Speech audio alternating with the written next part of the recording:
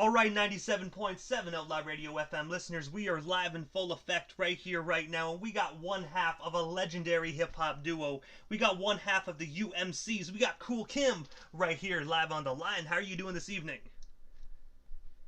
Yo, Moto, what's up, man? It's your friendly neighborhood fly guy, Kool Kim. I am in the building, and I'm feeling fantastic, yo. I gotta say, man, it is good to have you here, man. Like I told you, man, I've been a fan of yourself and your craft for many, many years, man. So it's an honor just to be able to converse with you live on my platform this evening. So thank you so much in advance for just giving us a little bit of your time as well. Awesome, bro, awesome. But I want to take you back to the beginning of your legendary career, man. I'm going to jump right into this interview, but I got to ask you, like, what actually inspired and sparked the legendary career of Kool Kim? Well, you know, it's a bunch of things that go into what makes an artist, I guess. Ultimately, though, it starts when my mother first brought home the Xerox copy. All right, now this is back when a Xerox. Now this is before it was just a copy. It was a Xerox copy, and that was like the first viral. You know what I'm saying? Is having everybody Xerox copy something of yours, like your lyrics or something. And the first what I got was Rapper's Delight. And I never forget how I was blown away at those words and what they meant, and how they just was like looking at like a magic spell out of a grimoire or something. You know what I mean? It was like, yo, it just overtook me, man. I had to have it. And man, I gotta say, I heard of a lot of individuals said Rapper's Delight as well, and I have to say, it's most definitely an instant classic. It will never get old, no matter how many years goes by. That song will always be one of the best hip hop songs of all time. It's like you got to keep in mind, like, all right, so check this out. A lot of people say that, right, and it often comes across as like a platitude. You know what I'm saying? Like, it's how, like people are lent to doing that in modern times, where it's like, they don't even be dope sometimes, or people be saying it's dope, and it's like just because it's old or just because you sound hip if you say it's dope. But when we talk about Rapper's Delight, the reason why, it's one of those songs that really is timeless is because you have to keep in mind that this song really is the harbinger for the entire culture. You see what I'm saying? Like, it comes on radio, and you've never heard this ever on radio before. Now, if you was younger, right? If you was like hip, or you lived in like, maybe in the Bronx or Brooklyn, or if you got around, or you maybe had an older brother that was, got around, you might have been able to get some tapes of some of the old, dope MCs. Like you might have got the Lottie Dottie, the original tape with the Vanessa Williams verse. You know what I'm saying? Or you might have, you might have got those things that you never really hear on radio. But to hear it on radio, it was like, and then for your parents to rock with it. Because you got to keep in mind that this is a song that has broke so much ground that before this, right, for the most part, hip-hop doesn't exist. So this song has the job of not only getting the people that it's targeting to rock, but it's also, it's like, and it's an epic battle to win over the world. And it did it, yo. That song did it. And any of us that get a penny out of this thing, Sugar Hill Gang, Sugar Hill Records,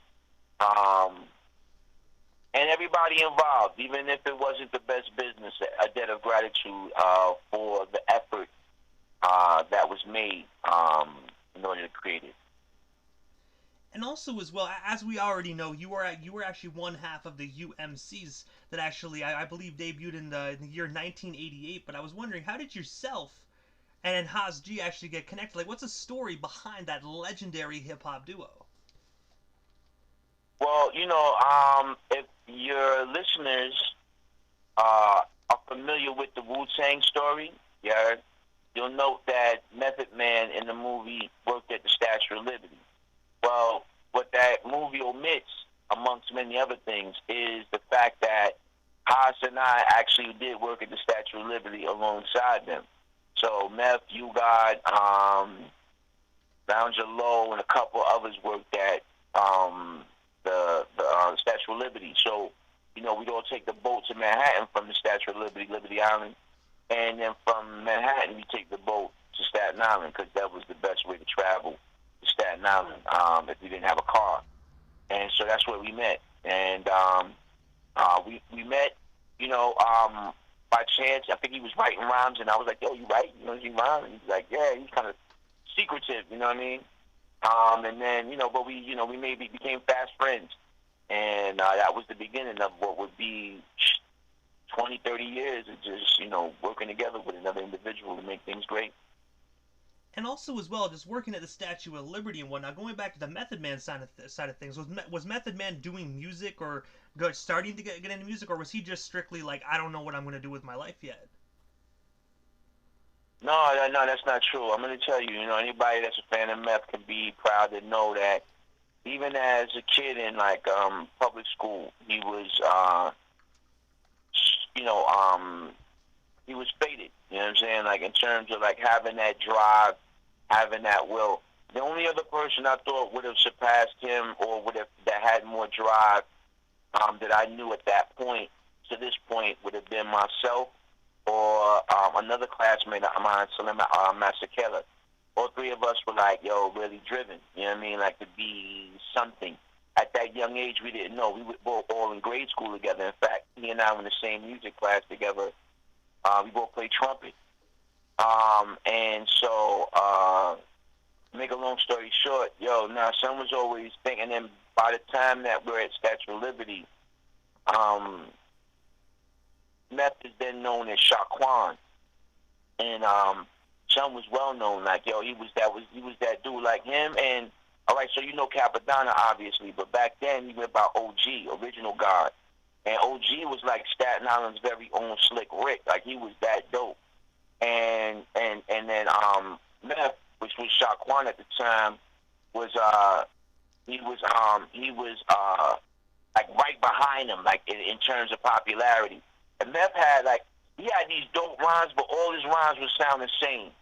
You know what I'm saying? Because he had the little, like, kind of the lispy thing he would do, and he'd be like, every song would go like this. It'd be like, Shaquan, Shaquan, Shaquan, Shaquan, Shaquan, Shaquan. I went to this girl, I met her in the house, I fucked her over. You know, like, that would be how the song would go, right? So then he had Shaquan, right? That was one song. Then he had another one called My Couch. And My Couch went like this. My couch, my couch, my couch. It went the exact same way. My couch, my couch. And he had that one, and then he had another one called My House. And as you can probably guess, my house went, my house, my house, my house, my house. Yo, that's how it was in them days, man. In fact, there's a scene in that movie where they had this big rap battle. Well, that movie omits a lot of people that they don't want to talk about because it's things they don't want to admit, but it's whatever, right? But in that movie, right, there's a scene where they're at this club where this big drug dealer is running the club. The guy that they talk about is a brother named Dusty, rest in peace. You know what I'm saying? That brother was like the big drug dealer in Staten Island and stuff, right? And then, make a long story short, in that, I meant to be in that scene because I performed at that battle. But it was wild fix. Like, it was already meant for OG, Capadonna and Meth to win, right? Yeah, I ain't gonna front, but that was like when I first starting to get nice, but I wasn't really that nice, yo. Somebody threw a piece of gum at me when I was on the stage. It was crazy, but, Man, I gotta say, most definitely, that was the good old days, man. You know what I mean? Those right there sounds like the good old days, man. Back before all this skinny jean music came out, man. Back when real hip hop was taking the world by storm. Yeah, indeed, man. I think, even on the skinny jean rap tip, like, I think it's all hip hop. I think it's all dope. You know what I mean? I think it's, just like 91 hip hop. Like, there was mad dudes that I think was whack. You know what I'm saying?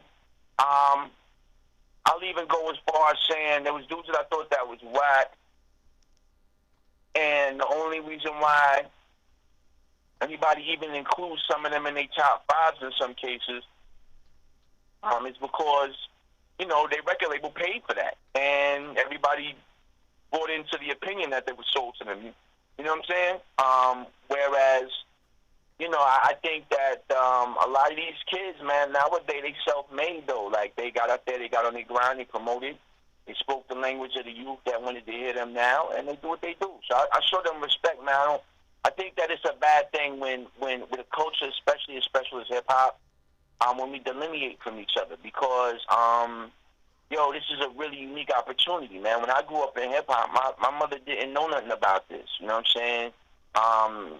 She supported me because she's always loved me, always support me, and she's always been a dutiful and loving mother. Thank God for it, man. You know what I'm saying? But hip hop ain't exist like that. There was no precedent for it, for real, for real. And no one knew it was gonna be no $1 million nothing. Like no one knew all of this until it was happening. You know what I'm saying?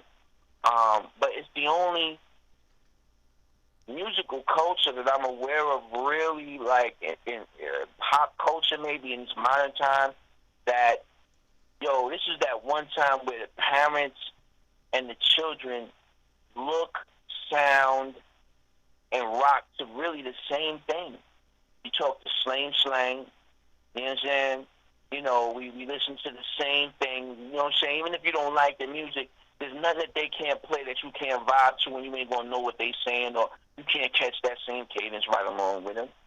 And I think that it's a great disservice that we do to our culture, ourselves, and our families when we create and allow generational gaps to manifest in our culture. Our culture is bigger than generational gaps. What makes our culture dope is the fact that at any given moment while I'm on this interview with you, any one of my kids will come in here with their book or with their cell phone. It's like, yo, Dad, can I hear that beat? I want to rhyme. And we'll sit in here and spit together. You know what I mean? That's a beautiful blessing, kid. And I want to encourage hip-hop to get off that BS and stop worrying about, don't allow petty separations. That's not our build. What makes hip-hop beautiful is the fact that, I never even met DJ Immortal personally, but I know that DJ Immortal is Caucasian, apparently, based on just, like on Facebook. But that there's no delineation between now because me and you worship boom bap. Like we love that music.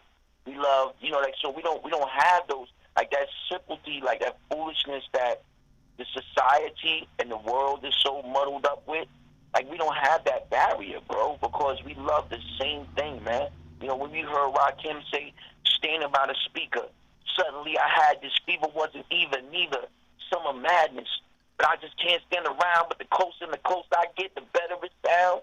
My mind starts to imagine, they dreaming. What? When we heard him say that, all of us got it.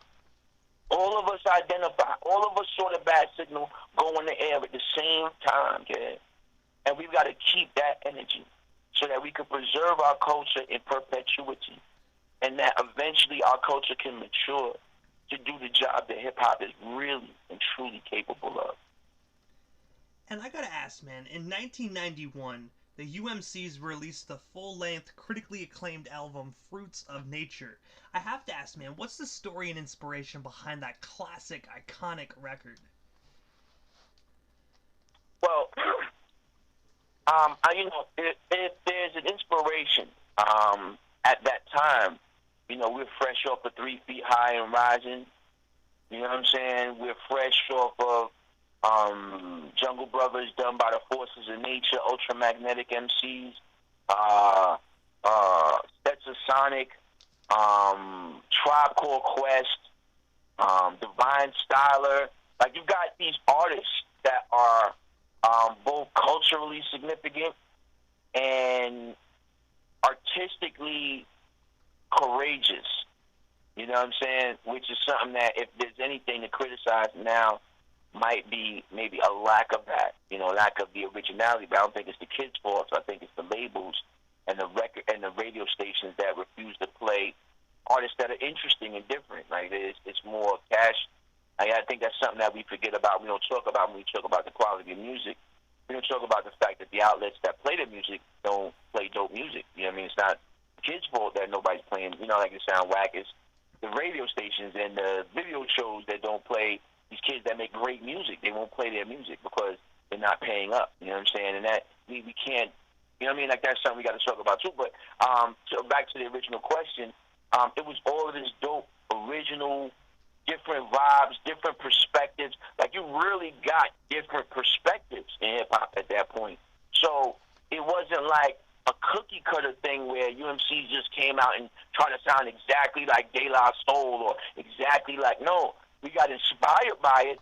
We were liberated by De La Soul in the way of being able to rhyme abstractly and, you know, go into another place. You know what I mean? We were liberated by the native tongues and, you know, Shoot the Juice Crew, BDP, I mean, Public Enemy, and these are crews that we were kind of circling around in terms of like associations. But ultimately, when you listen to Roots of Nature, you're listening to two 19-year-old young men from Staten Island trying their best to articulate the world artistically beyond. Real talk. And I gotta say as well, that album is still personally one of my absolute favorites, even to today. You know what I mean? It still most definitely is an inspiration to us all, man. And I gotta say, in 50, 60, even 100 years, man, that album is still gonna be a staple within hip-hop. Yeah, I'm happy to hear that, man, because to be honest with you, I feel like UMCs are vastly underrated. And it's not a bitter thing, it's more of a just a kind of a sorrowful thing. Because, you know, I just felt like we would, like, you know, I love those 19-year-old kids. You know what I'm saying? Like, I thought they were special. And I look back at it, you know, and I think about One to Grow On, you know, and, you know, when you think about the lyrics to One to Grow On and realize that I was 19 years old, and again, no swipe at the youth, but even to the extent that I was 19 when I wrote that. And when you listen to what people write at 19, even amongst my peer group at that time frame, it wasn't on that same level, man. You know what I'm saying? Like, it was special. You know what I mean? Like, apprehend my method. My method is apparent. I see clearly this world's transparent. So I reach down deep, deliver salvation to the hands of the weak, the meek, the mild. Then tame the wild. Because that's how I'm styled, the wizard of rhyme. My symbol is AU, in layman's term gold, so watch me shine through. A new zoo review coming by the chew, and you with you, Kim is coming through. I go on because my strength is that of two. It rhymes the boat, the beat must be my crew of mental ingredients, all of which is alarming, not harming, better said disarming. It's I disarm you, I neutralize your weaponry to make it more appropriate to deal with me, and then I give you one to grow on. I mean, I'm saying, like, these are things that are not 19-year-old kid things to say. You know, don't sit beside the shorelines, think about your woes, read the rips and waves, identify your foes, then realize in this instance of existence there's great resistance to the minds that mix this. Yes, I made things known, but then again, I'm on the down low. It's obvious because my methods show that I rule on three planes of reality, universally, mystically, conceptually, U.M.C. Then in due time, you may find that I'm living in the world of my design, and I gave you one to grow on. Golly, yo, come on, son. You know, that, so it's like, I think that we're vastly underrated. I think that a lot of people miss the poetry and prose of our work. And for that, I'm saddened. But what's beautiful is that music is not old until a person hears it. And so all of the listeners out there, if you haven't heard UMC's, man, you know, take some time, man, unpack and vibe. Because it make you feel good, kid. Like, it's kind of music that make you be like, yeah, man, it's feel right. It feels good. And also as well, man, you are actually a hip-hop pioneer in your own right as well. You are actually credited as being the one of the first MCs to actually vanguard the modern spoken word movement on a project. I was wondering if you can tell our listeners a little bit more about what modern spoken word movement is, and of course, how does it feel to know that you actually helped pioneer something so amazing that people are still using today within hip-hop? That's a good one. That wasn't a bad one right there. This might be the first interview where somebody actually did enough diligence to actually know that I am one of the first people to help vanguard. I am one of the people that helped vanguard what we know as modern day poetry today. You know what I'm saying? Spoken word. This is true, man. And I thank you for taking the time to do it. Now you what? No, all right, so hold on. Everybody listen, let me tell y'all what happened. Before we got on this interview, I called the model up. I was like, yo, just firing him up for the interview because that's the kind of guy I am, right? Like, yo, let me get him hyped up because we're going to have fun, right? And talk. And so I was like, yo, he's like, yo, you know, he's bragging to me like, yo, you know what I'm saying, we on my team, you know what I'm saying? Yo, you know what I'm saying? We like, nah, wow, baby, we was on it, you know what I'm saying? We was researching you, we did our diligence. We going to ask you some good questions. I said, if you ask me a question that I haven't heard before, I'm going to do a special joint, a special dub plate, collab lab, special just for you on the joint, and you have just done it. You have just managed to come with a question I've never heard. So the short answer is yes. It was a product called Flipping the Script when rap meets poetry, and it was real awesome. I can't think of the names of the cats that ran that project because it was so many years ago. But I had the wonderful opportunity to be able to perform alongside like the great sister Sonia Soul, who we know from The Wire, one of the detectives from The Wire. We also know her from that groundbreaking movie Slam, and a few others. And I can't think of everybody's name off my head right now. I apologize for them all, man.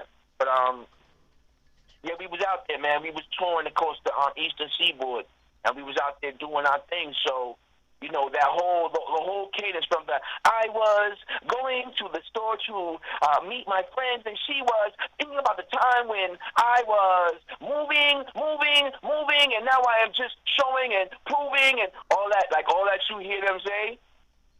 I know the cats that opened people's minds to that, like what that, like they didn't. I know who said it first, who gave them the cadence first. I know, you know, just that whole notion of speaking that way. I was there when that happened, and so I was very honored. You know what I'm saying? And that doesn't and you know, like Saul Williams. You know, rest in peace, Mums. You know what I'm saying? Poet, or you know what I'm saying, or you know, and many others who were in them trenches at that time and before that time, and dedicated specifically to the spoken word art form. I want to give all acknowledgments to them and all consideration to them. I'm just saying that, but I do want to be known that, yes, indeed, this is true. I am a part of the vanguarding movement that started this spoken word as you know it today. And I gotta say as well, man, thank you for actually pioneering something so amazing that individuals still use today, man. Because I gotta say, you most definitely helped start a trend. And like I said, people are still using that formula today, man. So you most definitely, what you created is gonna live on for multiple years to come. Well, yeah, I mean, let me just be clear again, fam, and I thank you for that, but I just want to be clear that I am a part of a larger movement that had just as many, as if not many more, integral pieces into making the art, the craft work of spoken word as we know it today. So I don't want to give off the wrong impression or take more roses than I deserve. You know what I mean? One or two is fine in this particular situation. But yeah, there are so many wonderful people that were alongside of us, or like I said, were in the trenches, setting the tone and the page. And just so happened that the thing that we did allowed us to travel and spread that gospel further. You know what I'm saying? And also as well, man, jumping ahead into the 90s, man, in 1997, you dropped a phenomenal solo project by the name of You Gotta Know. And I have to ask you, man, can you tell our listeners a bit more about that phenomenal record? And is it actually still circulating the internet to be streamed or purchased today? Yeah, I'm gonna re-release You Got to Know. You know, I may, you know, it features my homegirl Essence, Ayana Soyani, who is a member of, at the time, I think Natural Elements was the name of that group. And she's just a dope MC. She killed that joint, man. You know what I mean?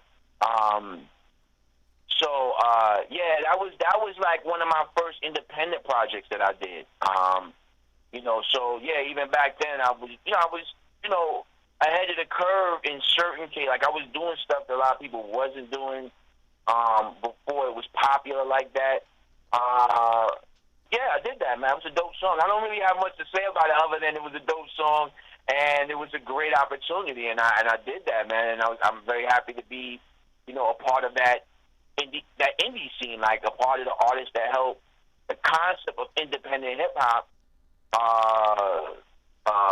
lock in so much, because, you know, years later you get so many dope artists that are indie artists that manage to fashion ways to transcend anything that I was doing. You know what I'm saying? Like, you know, like I'm real happy to have made friends with artists like Mr. Live and stuff like that, who they really took that whole, you know, independent thing and traveling and stuff like that and going overseas. Man, he took it to a place I never even conceived of. So you know, like, I'm happy to be a part of that. Yeah, it's dope.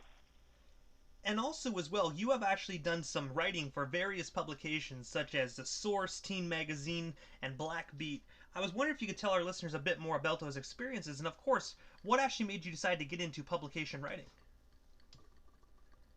Well, you know, I'm smart, man. You know what I'm saying? And I regard myself as a genius level intellect by virtue of the fact that I'm an MC. You know what I'm saying? Like, straight jacket. And I'm not being facetious, and I don't mean to sound arrogant, anybody listening. You know what I'm saying? I'm saying, like, I own and acknowledge the power of being an MC. I'm great with words, man. You know what I'm saying? I've grown up all my life reading comic books, reading books. You know what I'm saying? I grew up in a generation that we actually did read novels, yo.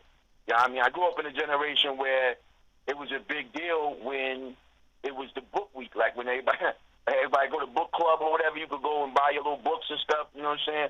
Like, you know, so reading and, you know, comic books and cartoons and all this stuff is important. So I'm not just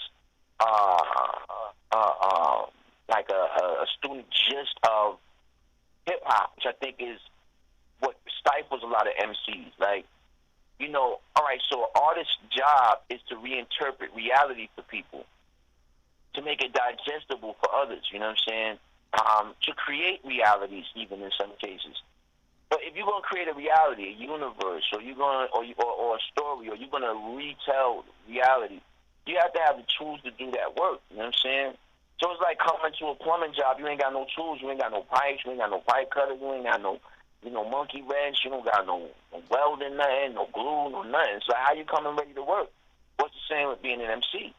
You know, you ain't did no reading. You don't got no build. You don't have no discussion. Like, you know, you don't have no source material, no reference part. Just talking to my son about going to the essence and, you know, like, so, you know, you're talking about a lot of stuff that goes into being an entertainer and a person. And as a result, my interests have varied. And so writing and all right, so here's the other thing, too. And let me try to explain this. It's kind of, I don't know. Let me try to explain it, though. Like, you know, I really love hip-hop, right? Like, I really dig it, man. And I believe in it. And I'm real thankful for it, man. Like, because, you know, in my life, man, you live long enough, man, you know what it is to be somebody, you know what it is to be nobody, and I know what it is to be both things, you know what I'm saying? I know what it is to want to be somebody, I know what it is to work really hard to one day become something, and I know what it is to lose it and then be nobody to everybody and nobody even give a shit, and then you go online and people tell you that you're irrelevant because you haven't had a hit in a couple of years, you know what I'm saying? But I love this culture because it's given me so much, and I believe as an artist, it's my job as a U.M.C. We told you that U.M.C was a new way of being, and we meant that when we said it. And so when I said that, I made it an effort throughout my entirety of my career to try to do things that took this music to another level. You know, it took the culture to another level, not just profiteer off it, but try to enhance this culture by doing things I felt were enriching and meaningful, and that would be things that other people can look to as guiding lights, maybe take further than I could before imagine. You know, sometimes in life, man, you got to accept that your job ain't to be the hero protagonist. Maybe sometimes your job is to get the story a little further along for that hero to come along. And I'm good with either one. If you don't mind me asking, going back to the Source magazine here for a moment, I was really curious as well because I do know, like, for the Source back in the day, they had different like columns and whatnot you can write for. If you don't mind me asking, what content did you actually publish within the Source magazine, and was it a little different being an actual hip hop MC writing for a hip hop magazine? Because I do know sometimes they can be really biased. Yeah, nah, I have a great despise for the Source and the Vibe and all of those magazines. Because I feel like they usurped the culture and they focused more on hustling and, you know, more like, they was more concerned with being the biggest, and they didn't care about the culture. And so they did a lot of things I felt harmed our culture. But in that particular time, there was some great guys at the Source, you know, Dario Strange, You know what I mean? And the people that was there at that time, you know, Dario was a great dude. Doc Strange, man, he was a great dude. Brilliant. You know what I'm saying? Brilliant. Matter of fact, he introduced me to Erykah Badu before she came out. That's a whole nother story.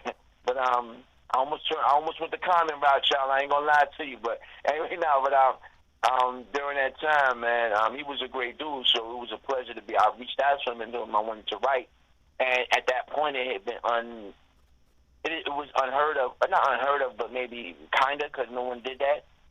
Really, you know what I'm saying? Like, yo, I'm gonna write. I want to write something, and so I wrote a couple articles for the Source, and I wrote a couple of. I think I wrote one for Bob.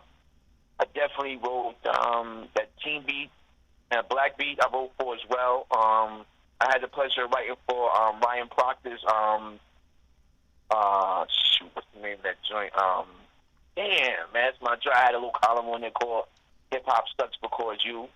You know, yeah. So writing is something that I like to do. Anything that has to do with the written, the spoken word, I'm really, really good at it. Like, I can do anything with words. Like, I'm really, like, I go from, like, I can go from proc writing for a data center because I was a data center technician, so I could write the hell out of the procedure.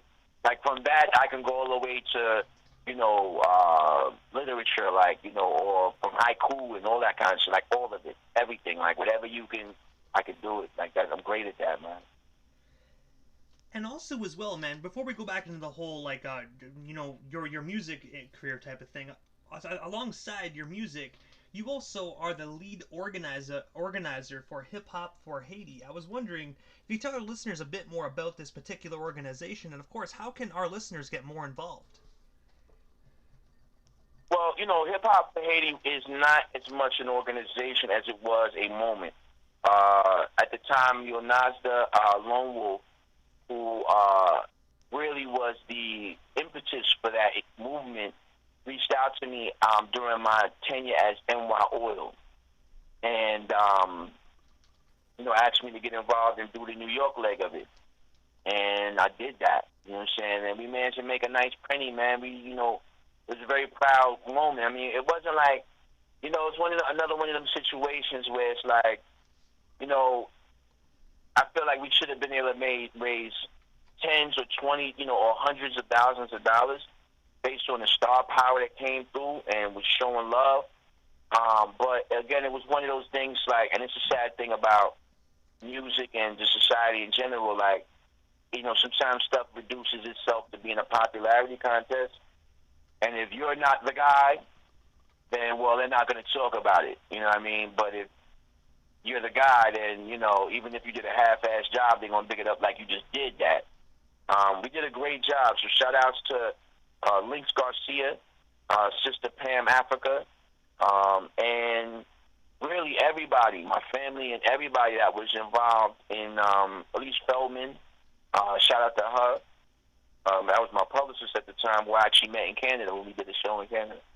Yeah. So they made that possible, and that was dope for that, yeah. And you also released a song as well called Y'all Should Get Lynched, which actually was produced by DJ Slice. And I was wondering as well, what's the story behind that phenomenal song? And of course, what made you actually decide to piece together that joint? Well, you know, that's an interview in of itself. I ain't gonna lie to you. But NY Oil is born from me returning. I lived in Maryland for a while. I returned to New York, and I endeavored to do some work with Hodge. But Hodge at the time didn't really have interest in doing any more U.M.C. stuff. He didn't really want to rhyme. He wanted to concentrate on being a producer. And so he was going on the Phantom of the Beats and was encouraging me to do the same, you know, as an MC, reinvent myself, quote unquote. And I was like, yeah, all right, cool. And so I used my internet handle, which was New York's original international level, or NY Oil for short. Now, I initially hadn't had no intention on coming out and being this conscious artist that would do the things that I did. But in some cases, music and art are spirit-led. And as an individual, sometimes that's who I am as well. I'm spirit-led, you know what I'm saying? I really believe that as much as I'm writing this stuff, it's really coming through me, not coming from me. You understand? and so I got very little influence on what is said. And it's not a cop out. It's just when you willfully choose to submit to making art or making music or speaking truths, or you know what I'm saying? Like you kind of let go mentally and emotionally, or you try at least. You know what I'm saying? And at that time, man, I was just looking at the world. This is right after Katrina. This is, there's so many things happening that it's just sad and frustrating, and in my both personally and socially. And I wrote that song, "Y'all Should All Get Lynched." I was so mad, you know what I'm saying? I was angry. That song is angry, and it's true, and it represents the disappointment and frustration. And it is single-handedly, all right, responsible for the resurgence and the existence of what we call woke culture today. So that's what you're seeing with "Y'all Should All Get Lynched" and, the NY Oral situation. That was the resurgence of, consciousness, conscious music. None of it was really popping. Nobody was talking about nothing. And, granted, you may get there's going to be a listener or two that's a scholar and say, what about Dead President? What about Brother Ali? What about Paris? What about Public Enemy? Keep in mind, this was 2007. At that time, none of them was really doing nothing. You know what I'm saying? And to the extent, I actually was on a conference call during, I forgot who passed, maybe Oscar Grant or something like that. Maybe before, it was before that even though. I remember being on the phone call with Dead Prez and all of them, and them concerned that their influence couldn't effectively mobilize the community to do anything. So yeah, that's what NYO was. You know what I mean? Like regardless. And I remember as well that actually video got pulled off YouTube and within 48 hours or less. Man, I gotta ask, is that video still out there today to be watched, or did YouTube completely ban it even today? Yeah, I think because I was looking to see it, because usually Daily Motion would have the original video up, but it's hard to find it. I mean, I have it still on my hard drive, so I may release it as an NFT. I'm really thinking about releasing the original video as an NFT and the original version of the song, because the DJ Slice version that everybody knows isn't the original version of the song. It's actually a remix of the song. So yeah, you know what I mean? I may release it like that. Like, there's a lot of music and there's a lot of moments that Kool Kim / NY Oil has that I'm going to celebrate, God willing, in the next few years as I prepare to leave public life completely. And also, as well, I actually read that you actually did some voiceovers for the Levi's commercials. I was wondering if you can tell our listeners a bit more about that. And, of course, do you have any plans to do any more commercials in the near future? Yeah, so, any casting agents or radio folks out there that's looking for a silk sexy voice like mine, holla at me.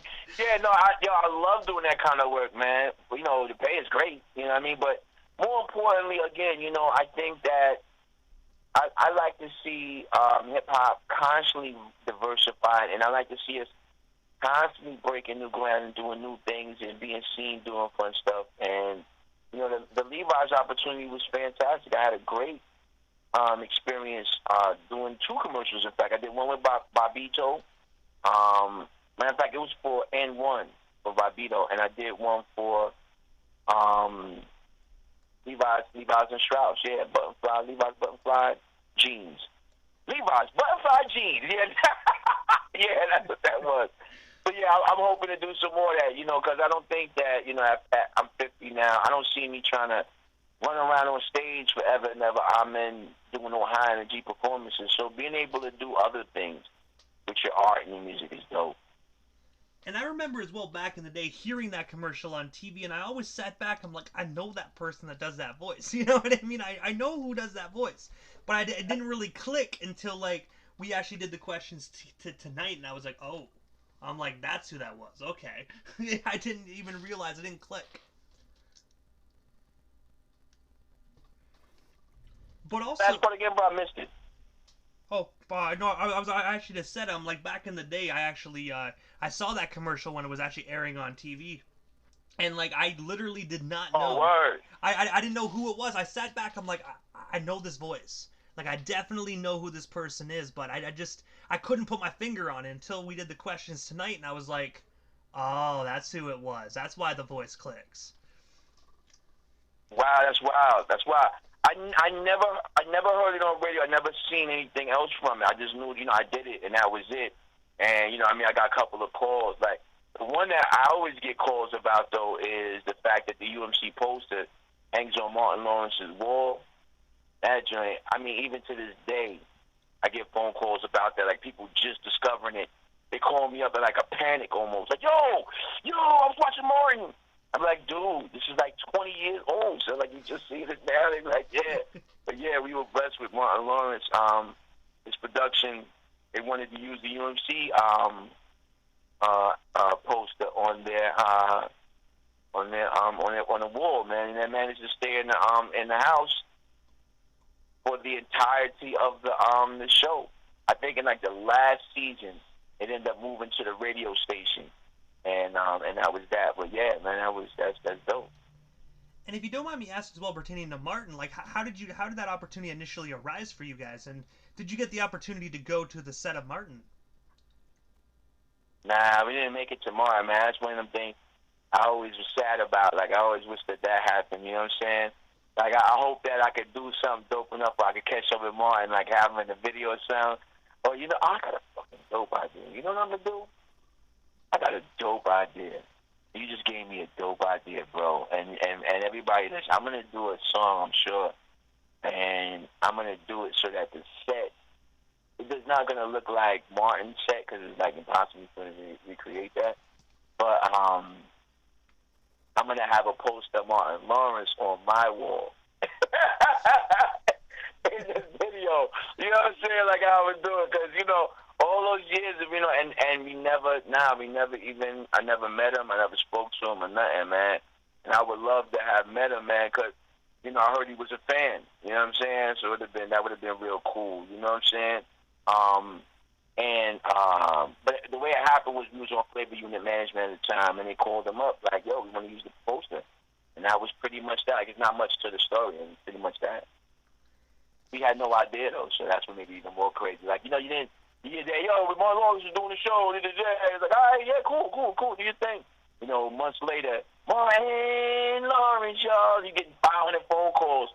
Yo, I see your album cover. Yeah, man. And mad people wanted to like get us for that spot. Like that was like everybody, because remember that poster was right by the front door. So you always saw it. You know what I'm saying? And it's like, yo, well, what's the story there? Like, yeah. And also, as well, recently, so jumping ahead to this day and age, you actually recently released the single "Children of Sun," and I was wondering if you could tell our listeners a bit more about this single, and of course, where can our listeners actually snag themselves a copy of this amazing track today? Oh yeah, definitely, man. Y'all can check out all of my newer music on KoolKimUMC.com, and of course on all your streaming sites, man. Like, it's definitely on that. And of course, we always prefer if you go and purchase our music directly from us, because then we actually make money. So if you ever wonder, like, if you got a star, a fan an artist that you really love, and you really like are with that person, you're invested, and you want to support them, try to buy stuff from them as directly as you can, because then you're sure that person get that money in hand, and it does, it helps them directly more than streaming is dope, but they may be getting 0.005 cents per stream, so it's like it's not profitable. It's dope and it's appreciated, but more so go purchase stuff. But Children of the Sun was a song I did with Kool, the MC from Jurassic 5. And, first time me and him got a chance to rock and roll together. And I didn't know till after we did the song how long Kool had been a fan of mine as NY Oil. Like, he outright was like, yo, so I've been rocking with you for a minute, kid. I was like, so I didn't even realize it. And then I was looking back and seeing how long cats have been there and rocking with me. And I only say that to say, this is another thing for people listening, man. Like, if you're plugging away right now, man, you're putting out good stuff, and it seems like nobody's listening, nobody's reacting. Don't panic, fam. Don't be disillusioned or dissuaded. Keep pushing forward, because you really don't realize, man, who's watching you and who's inspired by you. You know what I mean? And whose life you're changing. I've gotten calls from different artists over the years about some of the things that I've done, and how it has impacted them personally. And I had no idea. So way after the fact that what I was doing was so meaningful. So you never know who's looking at you and who's being inspired by you. So try your best to keep your best foot forward. Keep believing in yourself. Keep doing the amazing things you're doing. The things that people are laughing at you and telling you is whack, or it ain't going to go nowhere, or ain't nobody going to want that. You keep pressing forward, man, because there's somebody watching that. And they are deeply impacted and inspired by your bravery, your courageousness, and your resolve. And so you are making a difference, everyone. So keep trying, all of us. And I have to ask you there, Kool Kim, because I do know like you are still doing phenomenal things even to this day. So I have to ask you, is there anything we missed, anything else you still want to talk about or promote? What would stop you here live on the radio station airwaves? Oh, my man, it's definitely something I want to promote while I'm here live on the airways. I got to talk about Collab Lab, all right? I'm gonna make it quick, all right? I'm not going to get too deep in it, because I'm definitely coming back and hijacking, the station. You got to know, I'm coming back. I already got a plan to hijack everything. It's going to be crazy. We're coming in, the entire Collab Lab movement, and we're just taking over the station. You know what I'm saying? This right here was just, we just playing right now, DJ Immortal. You feel me? But it's about to go, really, it's going to be crazy on Outlaw Radio. Like, I understand. So, candidate, get your mind ready, because Collab Lab is coming. Let me tell you what Collab Lab is. All right? And I need y'all to take this serious, because I'm not really supposed to tell. And the fact of the matter is, it's a high price for me to pay to share this with y'all on the station. So I hope that you heed my words and you guys move on this, because sharing this is going to come with great promise. I'm here to tell you that I have to do Collab Lab, something that I did for people because I wanted to touch as many people in hip-hop before my day comes, watching all these dope rappers pass away, and do something special. And I wanted to put my hands, lyrically on as many people as I could and influence positively my culture. But there's more to it, fam. It seems the job is to save hip-hop. Gotta open the door. It seems the job is to save hip-hop. Job is to save the culture. And so myself, with a crack team of MCs and producers, are reaching out to MCs everywhere in the world and opening the door for them to collab. No hustles, no gimmicks, no BS. If you got bars, if you love hip-hop, if you got beats, if you nice on the ones and twos, if your graffiti game is sick, if you're a b-boy and you get busy, and you want to connect your talents with other talented individuals, both established artists and up-and-coming artists, then you need to find Collab Lab. No, I'm not telling y'all anything. I'm telling y'all the name of this joint is Collab X Lab. COLLAB XLAB. I'm not telling you nothing more than that. I'm not telling you where to find it on Instagram. I'm not telling you where to find it on Facebook. If you don't find it, if you're listening to me, like, well, if you ain't gonna tell me, I ain't gonna come. I don't want you to come because it is too real. It's only for the true and living, hard body, ready to beat the beat down MC. The true and living, 808, 909, full beat pack, real true and living TR-808, MPC 2000, Pro Tools. What? I'm talking about real producers, real beat makers, them cats that you get off of work, you go into the basement, you close the door behind you, and you turn into a mad genius. I'm only talking to those people. I'm not talking about you normies and you casuals. Stay out of this. It's not for you. I'm talking to real hip hoppers. I'm talking to dudes that been writing, that mastered this pen game so nice. Your graffiti game, your bomb game, your tag game is disgusting. Your characters, you've evolved from Vaughn Day all the way up to the greats right now. You're a monster. You heard? And you've been looking for an outlet to connect your version of hip-hop to MCs and DJs and beatmakers. You're a DJ, you feel like, we forgot you, that we forgot the core of this culture, and you want to know why? Ain't nobody talking about you no more? Because you're not where you're supposed to be. You're supposed to be a collab lab. But if you can't find it, you ain't worthy. I'm going to say it one more time. COLLABXLAB. It's your only hint. And if you're about it, you will find it. And if you find it, your life will be changed. Ladies and gentlemen, my name is Kool Kim, though you may know me as NY or the Ideal. And let me say unequivocally that I approve this message.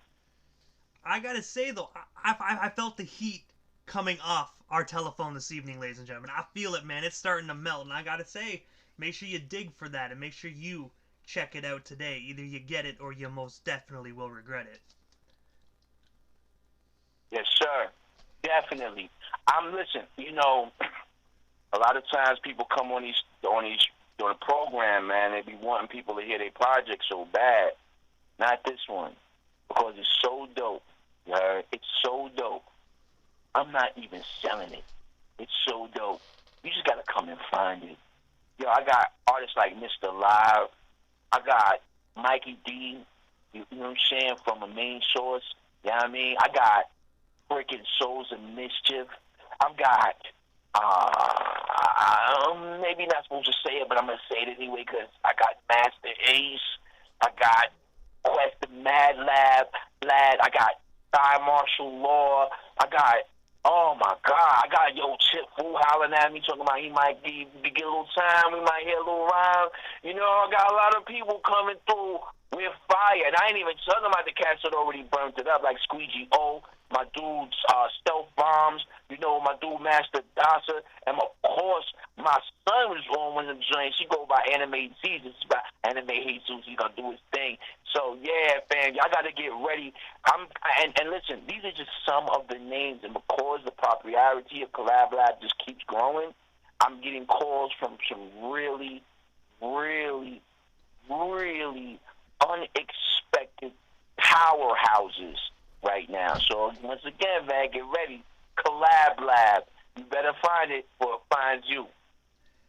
And I gotta ask as well, man, so this is the time there, Kool Kim, that I give a chance for the individual that does slide into the radio station airwaves.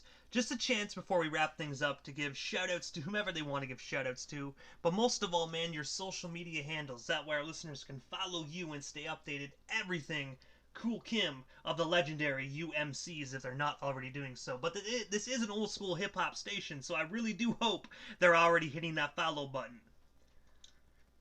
Yeah, for sure, man. Check it out. So if y'all want to follow me personally, man, I'm on Instagram, heavy Kool Kim _NYOIL. Kool Kim with K's, KOOLKIM. Of course, go to my webpage, man, so you can hear and vibe to my latest project. It's called Demo Music. That's the latest project that I put out. I did it in actually the end of 2019. And just as I put it out, coronavirus hit, so I ended up putting a hold on it. But that joint is ridiculous. You hear me? And also, so KoolKimUMC.com. Of course, Kool Kim _NY Oil on Instagram. If I tell you any more, then I'm going to give y'all too much information to find Collab Lab. And I have to protect Collab Lab from whack MCs and from a faction of people that are trying to stop us from bringing hip-hop back to hip-hop. You feel me? So I just got to, I can only tell enough that the true believers can find the true music. So if you're out there, and let me just say this, one more, I got to say this, man, because this is a hard part. My instincts want me to tell everybody everything because I want everybody to hear it, man. You know what I'm saying? But like I said, bro, what's happening is so powerful. So you just gotta earn it, man. You gotta earn it before you can learn it. Yeah. If I like that, man. I like that. It's catchy, man. I gotta say that should actually be a motto for one of your guys' first projects, man. I'm telling you, that's actually pretty. That's pretty Oh fly. yeah, I like it. trust, believe. Yeah, it's collab lab. There's more to it than meets the eye. In fact, there's more to you than meets the eye. Yeah. But I gotta say, Kool, thank you so much, man, for just taking some time out of your busy evening and just coming on the radio station airwaves, man. It was an honor and most definitely a privilege to chop it up with my personal opinion, one of the best MCs to ever grace hip hop, man. It's an honor and most definitely a privilege, man, and I'm hoping down the line we can make this happen again sometime soon. Yo, once again, DJ Immortal, thank you and all other all of the hip hoppers who hold us in high regard, remember us, and kept, and stayed with us, man. I don't call fans, I call y'all fam, because y'all been there with me. You know how I am. You know what I'm saying? Y'all been there since 19 years old, and I'm 50 years old this year, and I just turned 50. And I got fam that been with me since I was 19. You know what I mean? They know all the words to my songs, and they're my friends, and they've been with me through every incarnation that I've existed, from Kool Kim to NY Oil, from the work we did in the community under Black Butterfly, Team Tsunami Track Club,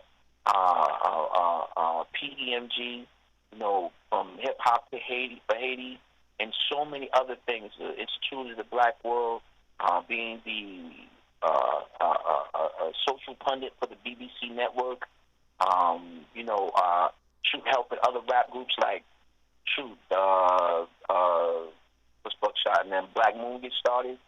All of these things, man. All of these things are a part of my experience in hip hop, part of my experience in this culture that I love.